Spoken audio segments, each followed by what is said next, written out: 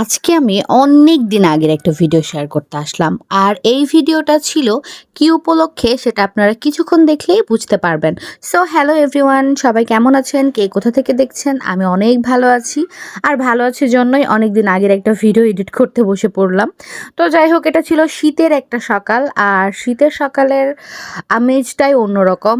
আর এইটা ছিল আন্তর্জাতিক মাতৃভাষা দিবসের একটা দিন।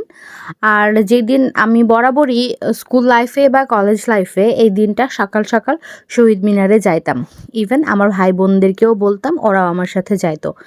তো এখন আস্তে আস্তে বড় হয়ে গেছি, সবাই সবার মতো হয়ে গেছে। তারপরে আমার এই যে আমার ভাই প্লাস আমার কাজিন আমার সাথে ছিল, প্লাস আমার ফ্রেন্ড ঢাকা থেকে নওগাঁতে আসছিল কয়েকদিন আগেই। দ্যাটস ওয়াই প্ল্যানটা তো কোনোভাবেই মিস করা যাবে না, কারণ আমরা আগেও এই দিনগুলা একসাথে সেলিব্রেট করতাম বা একসাথে যেখানেই যাই